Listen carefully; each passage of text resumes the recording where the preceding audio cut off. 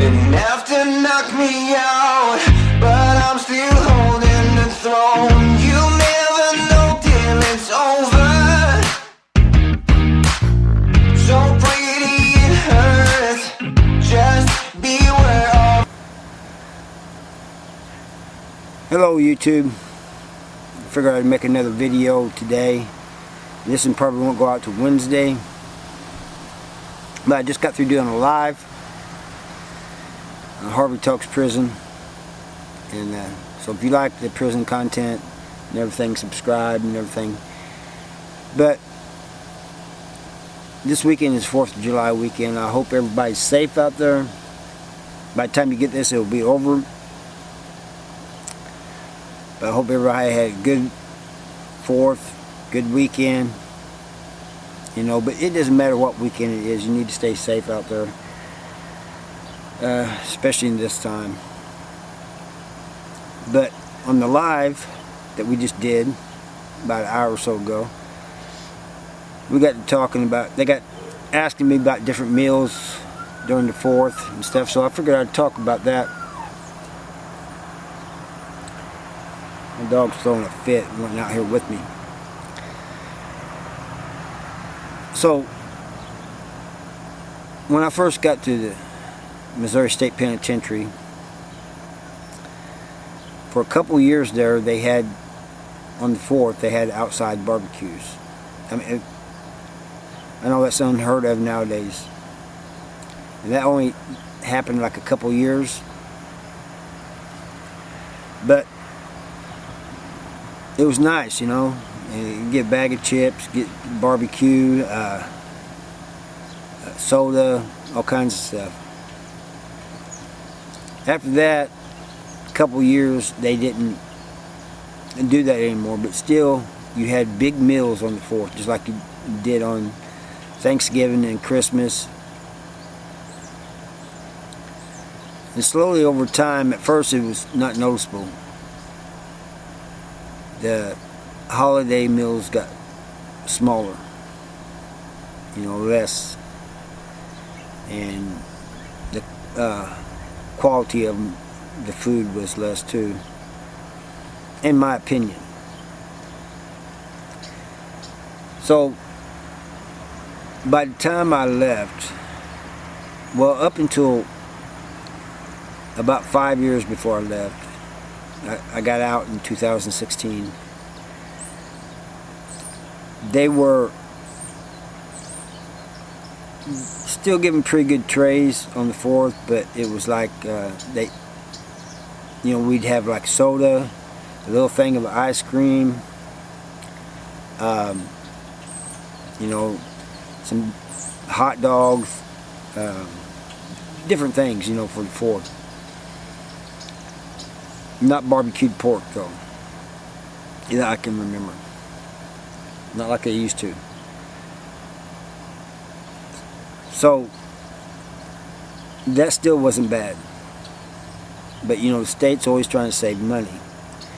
So by the time I left South Central Correctional Center in Licking, Missouri, they had taken the holiday meals, you know, the holiday meal, and made it 2 meals.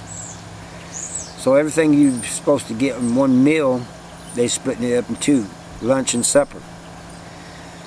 That meant they were saving more money. It's less food they had to serve, you know, because instead of serving 1 holiday meal, they made 2 meals out of it. And I don't know if they did that all across the Missouri prisons, but they did do it in Licking. And they even took the sodas out in some of the prisons. I think they kept the ice cream, if I remember correctly. But it was, the ice cream, you know, was just a little tub container thing.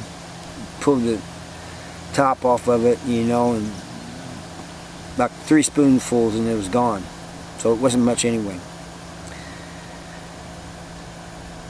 This happened with Thanksgiving and Christmas too. They split it up into 2 meals, you know, and they like serving hot dogs now on these meals. But Christmas, you know, we'd also get turkey, and I think both Thanksgiving and Christmas we got turkey. But all this was done in an effort to save money, which in one way I can understand, and another way I can't, because the prison, the DOC is making money. They're not broke. And I don't care what they tell you, they're not broke. And they need, as far as I'm concerned, despite there being a lot of corrupt guards and crooked guards and stuff, they need to pay their officers more. You know, need to stop the making money off the inmates and the loved ones of people who are incarcerated. But that's neither here nor there. I was just wanting to talk about the foers and how they did the meals. And I want to thank Miss Poppy, one of my subscribers, for bringing that up, because it gave me the idea for this video.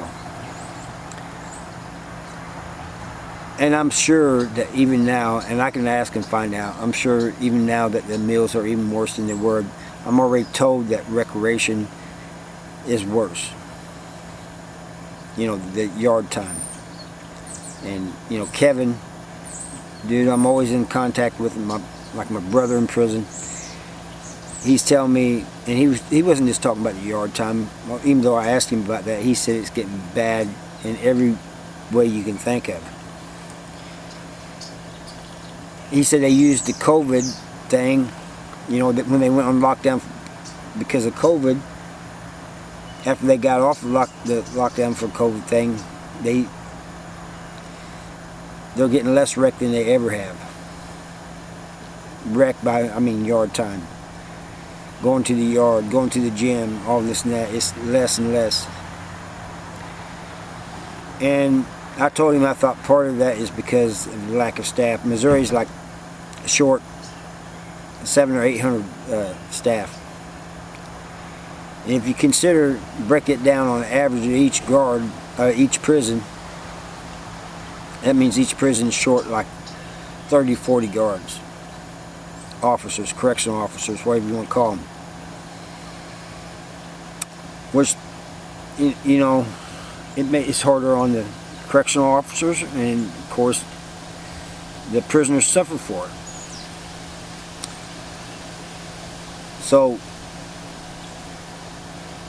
on this 4th, as I do really every day, but especially on like special days like the 4th and Thanksgiving and Christmas, I always think about those who are incarcerated and who are doing bad. You know, I often think about what they're eating now. You know, they're going over to the chow hall for their little lousy holiday meal, while we're out here living it up, you know, having barbecues and grilling and spending time with the family and stuff, you know. Just think about this. There's some people, you may see them in Walmarts, you may see them in some store, gas station, or anywhere, and not even know it. But they have an incarcerated loved one that they're missing this time with. They're not getting to spend the 4th with a loved one because that loved one's incarcerated. And it could be anybody. You know, it could be the person standing next to you, standing in front of you in line, standing behind you in line. Could be the person, the cashier. It could be the mechanic. It could be anybody. And we talk to them every day, and we may not even know. So that's why I'm kind of wanting to bring the light to you guys. I know it's kind of weird, kind of strange, but I do think about these things. And I hope you guys think about that a little bit too. Thank you for your time. Bye.